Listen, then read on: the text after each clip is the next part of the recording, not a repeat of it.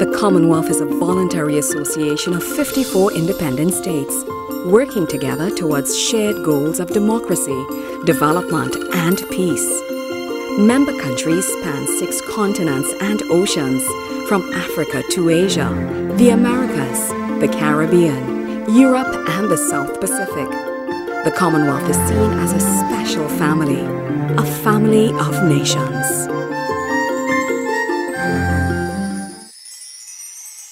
Jamaica is the largest island in the Commonwealth Caribbean and the 3rd largest in the Greater Antilles. Situated in the Caribbean Sea, it is south of Cuba and west of Haiti and the Dominican Republic. It lies in the hurricane belt of the Atlantic Ocean and from time to time suffers the effects of storm damage. An island of beauty and rhythm, Jamaica is famous for its sun-drenched beaches, rugged mountains, dense jungles and tumbling waterfalls. With a rich cultural heritage, its captivating towns and cities such as Kingston have inspired the music of Bob Marley and countless other reggae entertainers. Jamaica has also produced some top athletes in the Caribbean and holds world and Olympic records, particularly in sprinting. The indigenous name for the island was Zamaca, meaning the land of wood and water. In 1494, Christopher Columbus sighted the island on his 2nd voyage, and it is said that on his 4th voyage he was stranded on Jamaica from 1503 to 1504. In 1509, the Spanish, led by Juan de Esquivel, settled near St. Anne's Bay, protecting it from many privateer raids. In 1534, settlers moved to a new site which they called Villa de la Vega.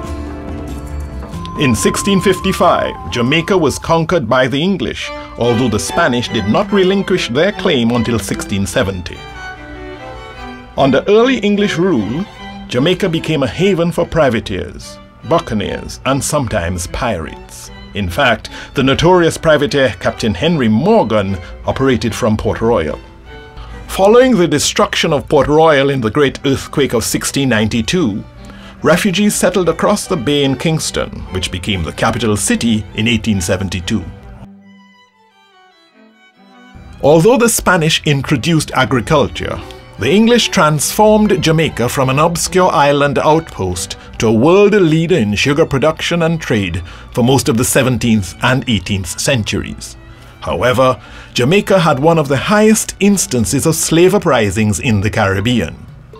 Indeed, Tacky's Revolt in 1760 was the most significant slave rebellion in the Caribbean until the Haitian Revolution in 1790.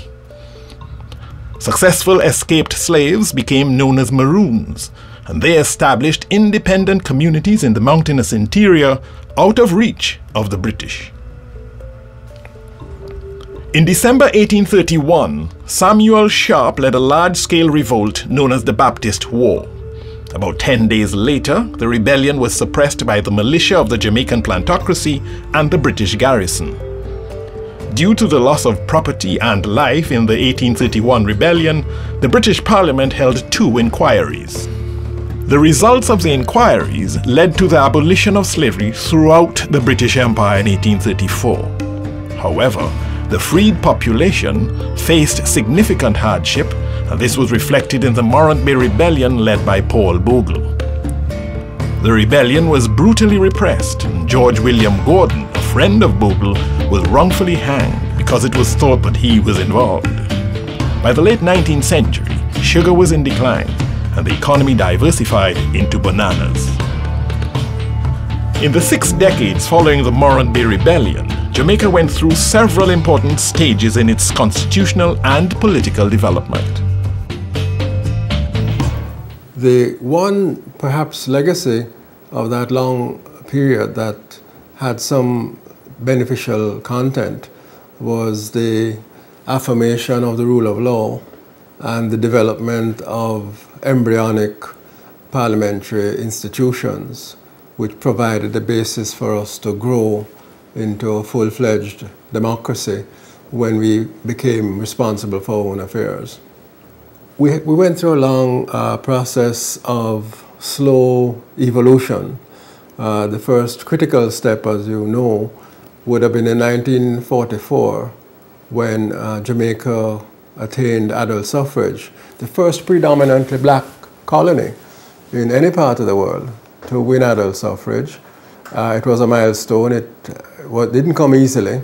The British resisted it, and what really made the difference was a united front of all Jamaicans, workers and farmers and the middle class, and very importantly, in alliance and partnership with enlightened thinkers in the United States as well as in the United Kingdom. And that's what made a difference. It gave us adult suffrage, which was a big breakthrough, and also an embryonic cabinet system where for the first time, again in any colony, there was an executive council which was designated as the principal instrument of policy.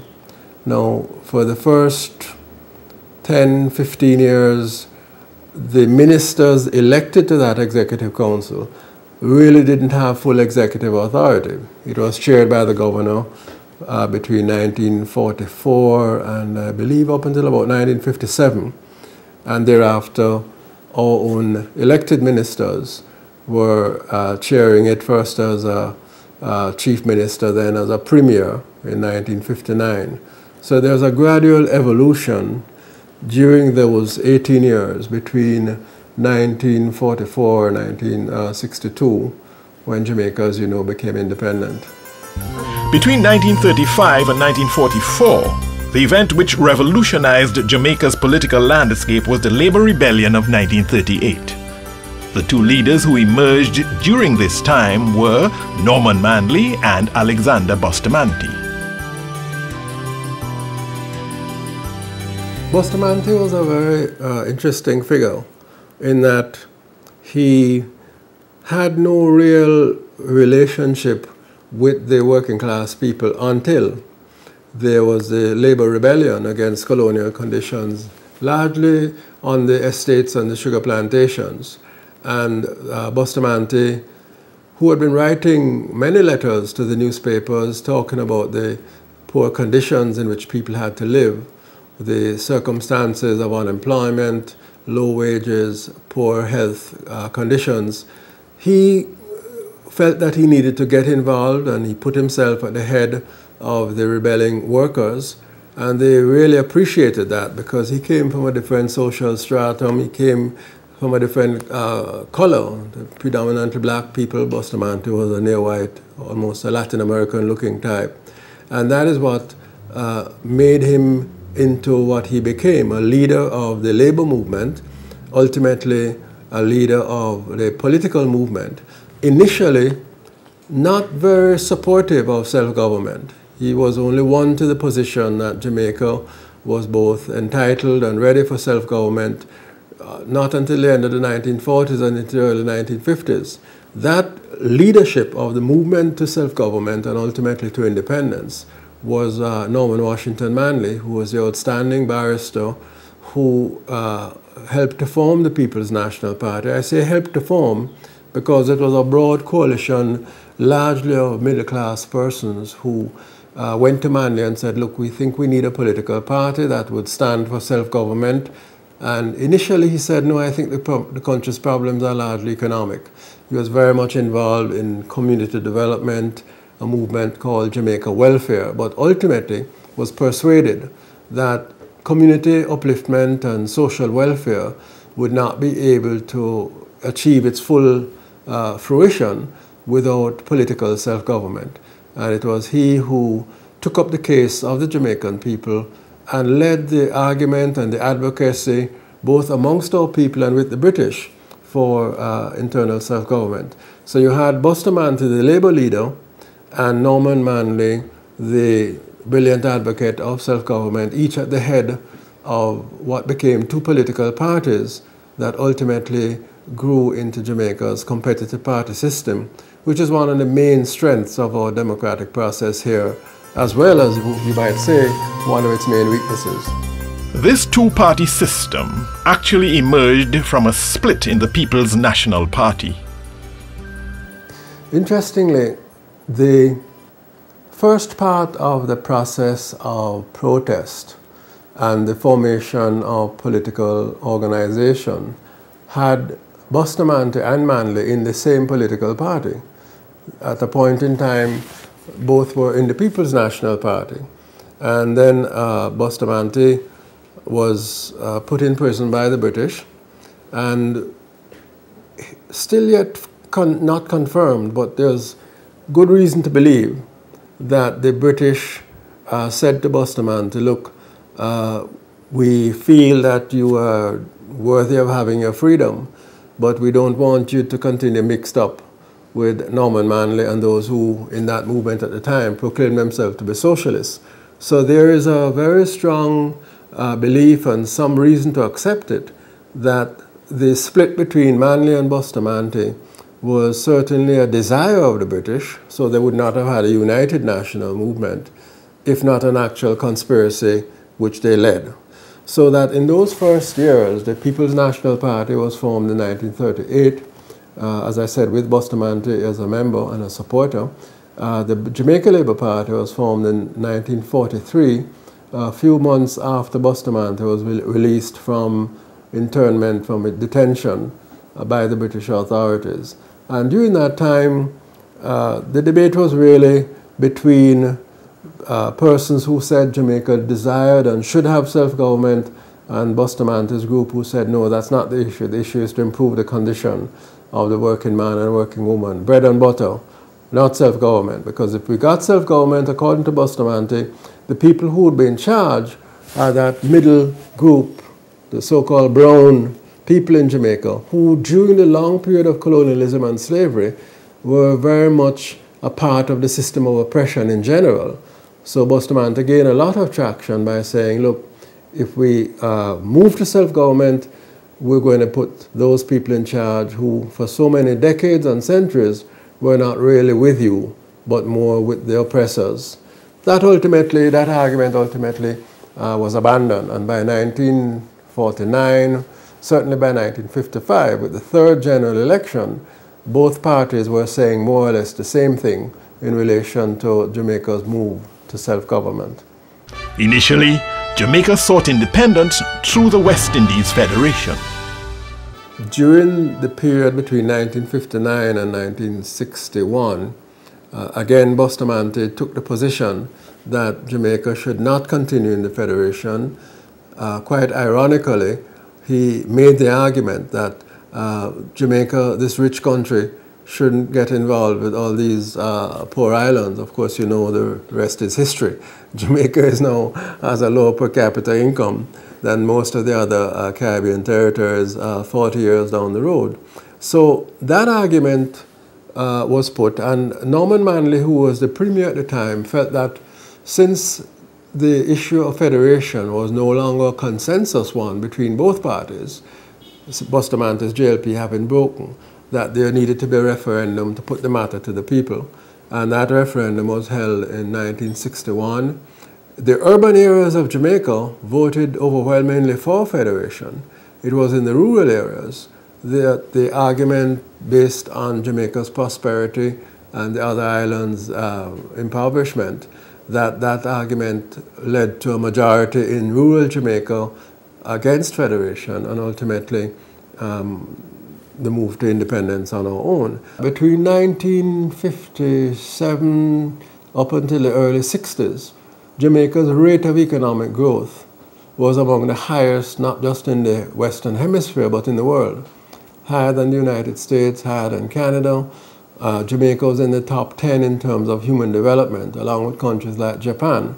So it did resonate that, look, we're doing very well, lots of investment in tourism, in the bauxite, alumina sector, in manufacturing. Even though there were vast gaps and there was considerable inequality, moderated by the fact that there was a great deal of migration to the United Kingdom and ultimately to the United States as well, the argument did have traction, and therefore once the vote was decided, a delegation went to London of both parties, and the British didn't resist. They agreed that we should have independence on our own. A constitution was drawn up, and Jamaica then became an independent country with a developing and maturing two-party system, which meant that there would be alternations in power and the possibility of dictatorial rule would, to that extent, not have been a real one. And as you know, very few countries, in fact, I can think maybe of no more than about 10 or 15 countries, certainly outside of the Caribbean, can boast of a record of governing parties yielding office to opposition parties in 7 or 8 times in 15 elections over the last 70 years, and doing so without one-party dictatorship, without civil war, without a military coup, in constitutionally mandated elections. So that's a record that's enviable. And along with that, the levels of freedom in Jamaica, particularly freedom of the press, are regarded globally by the indicators that political scientists and policymakers use as in the top 10% of the 190-odd countries in the world in terms of freedom of the press, ahead of the United Kingdom, ahead of the United States, because of the spread of ownership, the variety of opinions that can be expressed, and the lack of censorship. So the two-party competitive system and freedom would be the two major outstanding achievements of Jamaican democracy going into and coming out of independence in 1962. And of course, along with those outstanding achievements, considerable deficits and deficiencies which you shouldn't sweep under the carpet. The 1962 Constitution established Jamaica as a constitutional monarchy. Parliament is based on the Westminster model and is a bicameral body with an appointed Senate and an elected House of Representatives. Following independence, the Jamaica Labour Party remained in power, winning the 1967 general elections. Donald Sangster was appointed the second Prime Minister, but became seriously ill and died within 2 months. He was succeeded by Hugh Lawson Shearer. In 1969, Michael Manley, son of Norman Manley, was selected as the new leader of the People's National Party. In the next election of 1972, the PNP was brought to power, and Michael Manley became the 4th Prime Minister. Manley introduced socialist policies and initiated relations with Cuba, and this severely polarized the Jamaican population. When the PNP lost power in 1980, Edward Seaga immediately began to reverse Manley's policies, seeking closer ties with the United States. You know, Mr. Seaga is a visionary. If any word, single word were to be used to describe him, that would be the word. He is a true visionary, a man of many ideas, wanted so much for Jamaica. But the challenge has always been, how do we convert the vision of a prosperous Jamaica through the process of the political turmoil, the political beliefs, the historical context of Jamaicans, to have the electorate appreciate that vision, stick to the vision to see it through to fruition. And that has been a challenge for Jamaica. There are two competing visions of Jamaica. In some ways, the visions overlap. They overlap on a prosperous Jamaica, but they divide on how to get there. And I think that has been the tug of war in Jamaica. And it's a tug of war of two political parties, but it is also a tug of war of two perspectives on development. Although the political system has been stable, politics in Jamaica has been marked by political violence. While we acknowledge and respect and appreciate the stability and the positive dimensions of two-party competition, we have to acknowledge and regret the underbelly of this. And frankly, what happened from the early 1940s going into the 50s and maturing in the 60s is that the parties at the grassroots level, particularly in the urban inner cities, associated themselves with strong arm, people who would be enforcers.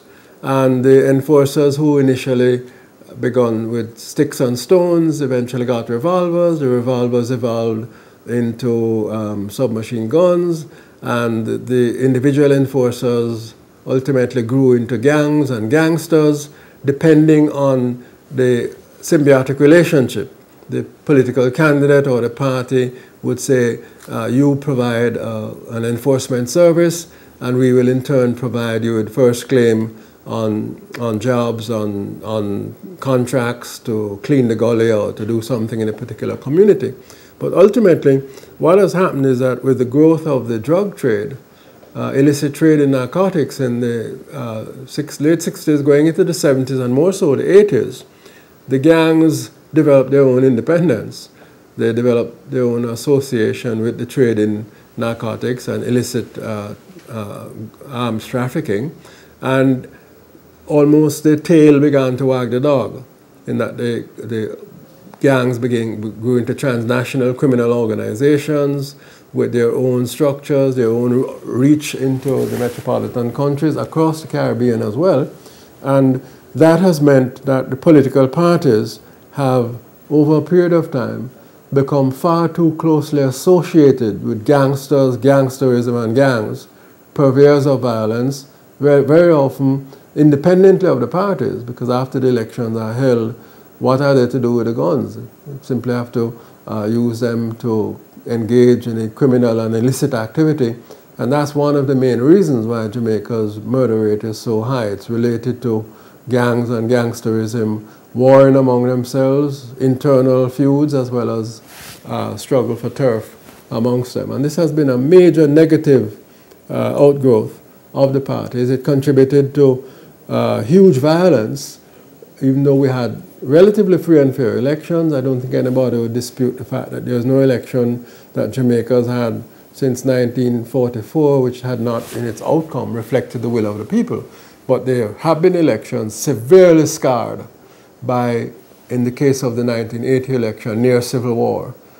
Ultimately, we pulled back from the brink, and today Jamaica has an electoral administration which is acknowledged globally as a state-of-the-art, even though we still have what we call garrison constituencies or garrison communities, where there's very little freedom of association. In some communities, the Jamaica Labour Party activists could not go and canvass or advocate for his party, and vice versa. In some communities, a People's National Party candidate couldn't do that.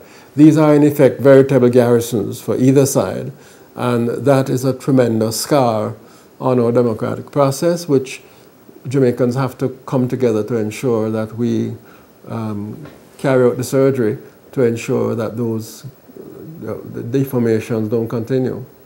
In March 1992, Michael Manley retired from politics and P.J. Patterson took over as leader of the PNP.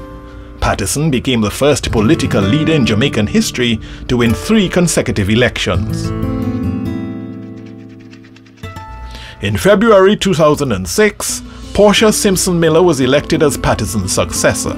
She became the first female leader of the PNP, the first female head of government of Jamaica, and the third in the Anglophone Caribbean. Simpson Miller first served as Prime Minister from 2006 to 2007.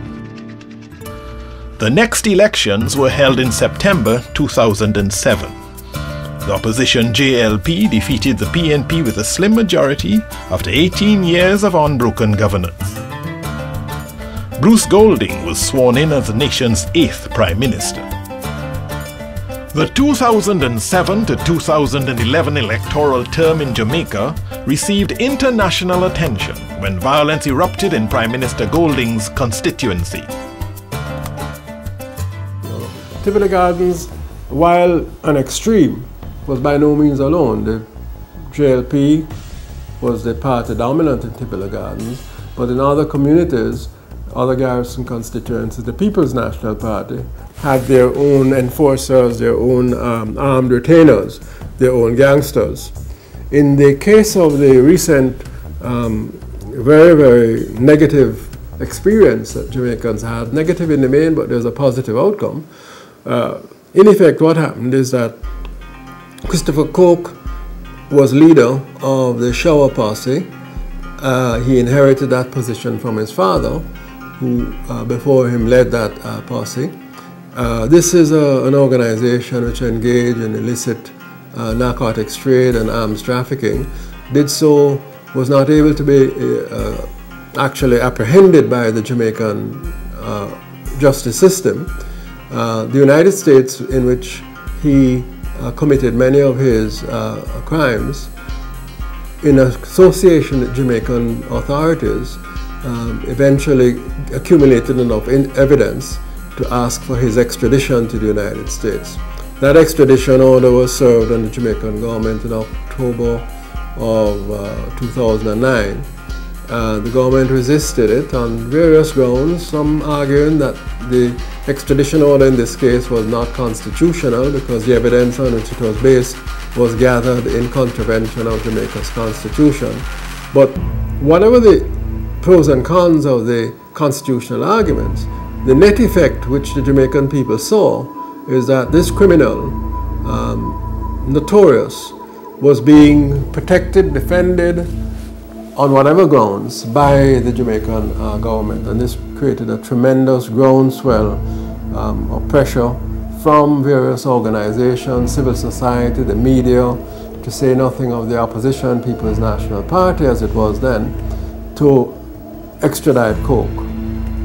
At the same time, the external authorities, the United States, refused to back off the extradition order, refused to resubmit it, and that coalition of internal civil society and the popular mobilization of opinion in Jamaica associated with the position of the United States meant that ultimately the government caved in to the request, granted the extradition order. But by that time, Coke had dug into the fortress, basically, and Jamaican people were treated to the spectacle on our television screens of a part of Jamaica barricaded, sophisticated barricades with explosive devices, electronically detonatable. We were treated to video footage of gun emplacements on top of high-rise buildings in Tivoli Gardens. And then, to make matters worse, those who said Coke should not go from within that enclave of which he was called the president, literally, attacked the state. Police stations were attacked and burnt, and the offensive to demonstrate that Coke was not going to be taken anywhere was begun against the Jamaican state and society. The government responded, declared a state of emergency, and the security forces, the police and the army, then went in to serve the warrant, and 70-odd people died in that confrontation. Ultimately, Coke was extradited, and thereafter, a number of the leading gangsters turned themselves in response to the request of the police, having seen what happened to the president. A blow was struck and an advance made against the criminal underbelly of Jamaican politics, but it has by no means been eliminated, and that remains to be an issue as we speak, how to better ensure that the gangs and gangsterism are less and have a far less deleterious effect on our democratic process. The significant challenge we faced, as Jamaica's always faced, would be coming out of a recession, having to settle with an IMF deal, and then not being able to take the IMF tests as they fell due. That placed us in a precarious position, which we felt would have had an impact on our finances. It was therefore critical for us to get a new mandate from the people, and we should remember the context in which this was all happening. Even though we won the elections in 2007, we won it with a very small margin, and then we had to go back for 5 by-elections to reaffirm that margin. And so the political party was very distracted, and the government as well was very distracted. It was very difficult to pass laws. It was very difficult to gain consensus with such a close margin. And what we felt that we had to do in order to move the country forward and keep our obligations to the IMF and keep our obligations to the people, particularly the poor and vulnerable people of Jamaica, we felt we needed a new mandate to move forward, and therefore the decision to go for an election immediately after the transition from Mr. Golding. Elections were then held in December 2011, and the result was a landslide victory for the PNP, who won with a 2/3 majority. Well, we need to go back and ask ourselves what are some of the main contributing factors to the loss of the Jamaica Labour Party on December 29, 2011. And I would suggest that, first of all, the people felt a very strong feeling that their confidence in Bruce Golding, then Prime Minister, he handed over to Andrew Holness before the election, that confidence had been shattered, largely because they view that he betrayed the trust of the people by his resistance to the extradition of Coke was not a forgivable offense. Secondly, would have been the deepening economic crisis, a crisis that has long existed in Jamaica. I mean, when you consider that for the last 40 years, and this would be an amazing statistic to most persons in all the Caribbean, Jamaica's average rate of annual economic growth, I bet you never guess, was 0.9% for 40 years. So that stagnation in the economy, largely a result of corruption, I think, as well as the lack of productivity in both labor and management, the levels of violent crime which inhibited investment, and a taxation system that is irrational. The economic problems remain as they were, and indeed the requirements for an IMF agreement as they were under the JLP remain now under the PNP. That has to do with tax reform, reform of the pension system. It has to do with ensuring that the public sector wage bill is a limited proportion of the gross domestic product. Those have not gone away, and therefore the economic difficulties that face the JLP are now facing the People's National Party and presenting huge challenges. The People's National Party has inherited the criminality, the violence that preceded their accession to office, and therefore the challenges of dealing with the gangs and the gangsters, of dealing with organized crime, of getting on top of corruption, which remains very high in Jamaica, both in the perception of the Jamaican people as well as in the realities that we could talk about another time. The enormity of these challenges are such that it's going to require what we did in 1944, again in 2012 and beyond, a coming together of the people around a platform and issues that can subordinate political competition and tribalism, and that can bring civil society into the picture in a coalition and a partnership that will come to grips with these extremely challenging and intractable issues.